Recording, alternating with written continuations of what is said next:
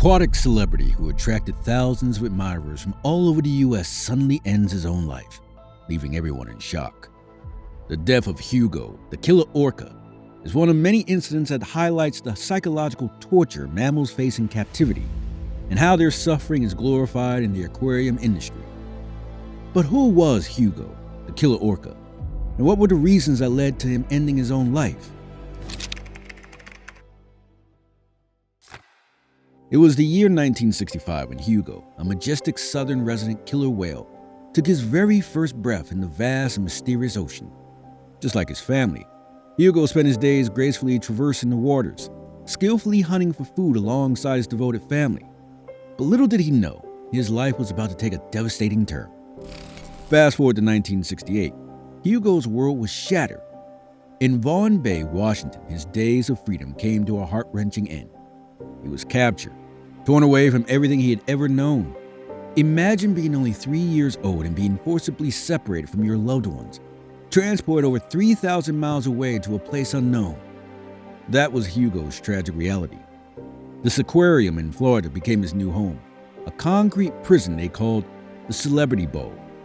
In this confined space, Hugo's magnificent body was trapped, only a fraction of his immense size able to be submerged in the water. Isolated from the outside world, he became nothing more than a spectacle, a mere source of profit for the aquarium. However, amidst the bleakness, there was one man who refused to accept this mistreatment. Richard O'Berry, a former trainer of Hugo, witnessed the pitiful scene firsthand. In his book, Behind the Dolphin's Smile, O'Berry vividly describes the heartache. When I fed Hugo, his tail would be lying on the bottom and his head would be completely out of the water. It was pathetic. They wanted me to train him. I refused and left in disgust. Yet, in the midst of Hugo's despair, fate had another twist in store. A glimmer of hope emerged in the form of a new companion named Lolita. Like Hugo, she too had suffered a tragic fate, losing all of her family members to ruthless hunters. And so her path led her to this aquarium, where she found herself sharing the same stage as Hugo. But their initial introduction wasn't immediate. Kept in separate tanks, preventing potential conflicts, the two orcas called out to each other during the lonely nights, yearning for connection. Their sorrowful cries echoed throughout the walls, an undeniable testament to their longing for companionship. Recognizing the undeniable bond between these two remarkable creatures, the aquarium's managers made a bold decision. They reunited Hugo and Lolita in a new tank, hoping for a positive outcome, and to everyone's amazement, the two orcas thrived together. It was a fresh start for Hugo, a chance to rediscover happiness and find solace in the companionship that he so desperately craved. Hugo and Lolita quickly became the stars of this aquarium. Their awe-inspiring performances captivated the hearts of thousands who flocked from far and wide to witness their magnificent displays. Television ads showcased their incredible bond, enticing people to experience their beauty firsthand. Yet, behind the gleeful images projected in those advertisements, a heartbreaking reality lurked beneath the surface. The whales, despite the smiles they wore for the audience, were suffering. Their lives offstage were consumed by misery, hidden behind a facade of entertainment. As time went on, more and more spectators came to witness the amazing orcas and their performances. But things weren't looking so good for Hugo, as the longer he stayed in captivity, the quicker his sanity degraded. Hugo began developing a habit of ramming his head against the tank walls, which seemed like a quirky habit for outsiders, but was actually an indication of Hugo's patience running out.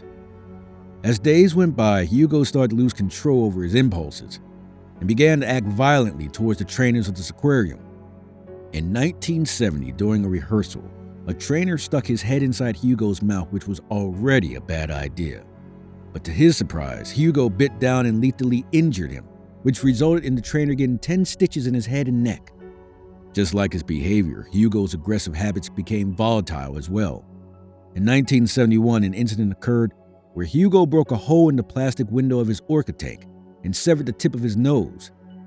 It was concluded that the incident occurred due to Hugo's habit of ramming his head against the tank walls. Hugo was taken to a vet and his skin piece was reattached, but within a week it came off. As a result, Hugo bore a permanent small depression on the tip of his nose that he would have for the remainder of his lifetime. As years went by, Hugo's self-destructive behaviors kept on growing, as in 1972, a aquarium trainer, Max Jacks, reported that Hugo had caused harm to many people by forcibly bumping into them with his head whenever he became irritated. Several other trainers also attested to Hugo's tendency to behave aggressively and initiate attacks against the aquarium staff members. One unfortunate individual even sustained a permanent scar on their arm as a result of an encounter with the whale. It seemed like Lolita's presence could not prevent Hugo from losing his sanity and harming others.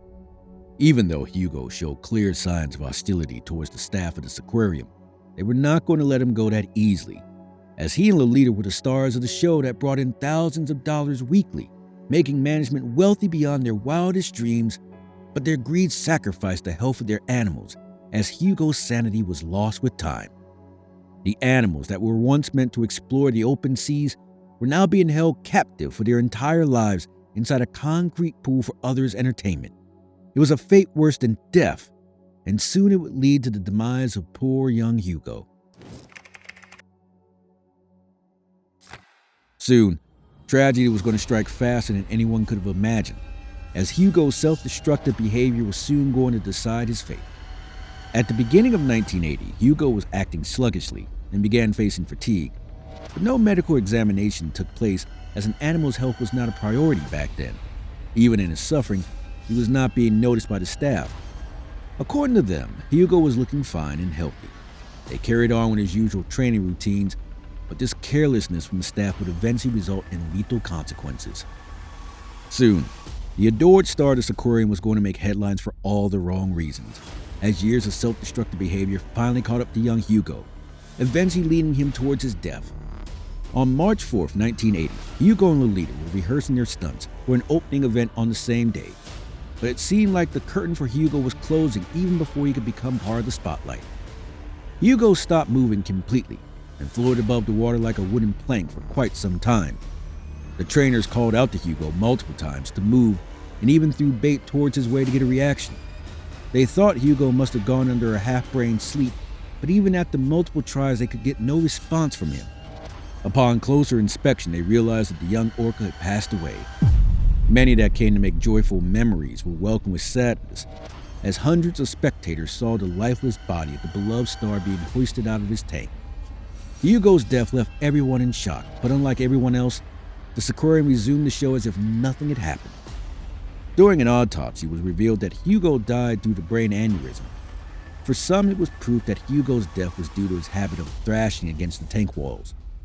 Following his passing, Hugo's body was discreetly disposed of at an undisclosed location. Many claimed that the management of the aquarium dumped Hugo's body in a local landfill, but these were mere speculations made by people enraged at the management's mistreatment of the animal.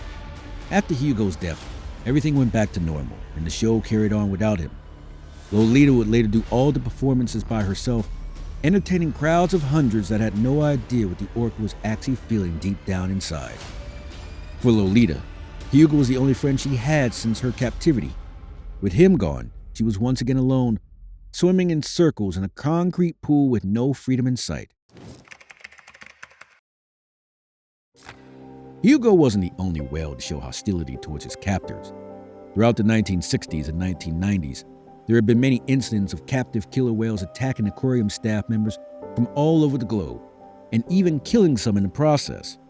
For instance, killer whales like Lupa, Tilikum, and Cuddles all showed a familiar pattern of aggression and rebellion against people while being in captivity.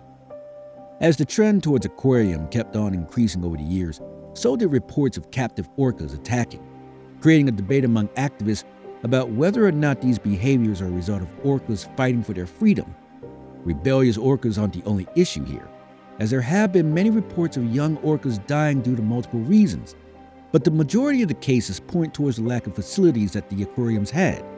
Many activists have highlighted the fact that aquariums collect aquatic life in large quantities without even assessing their capabilities first. During a USDA audit conducted in 2017, it was discovered that the tank housing Lolita failed to meet the size criteria mandated by federal law, which validated the activists' criticism. By looking into the history of Hugo and Lolita, we wonder, Will the Sequarium ever be held accountable for the mistreatment of animals such as Hugo? Will animals like Lolita ever get the freedom they deserve? We may never know, but remember that there were other orcas that also suffered the same way that Hugo did, one of which is shown on screen.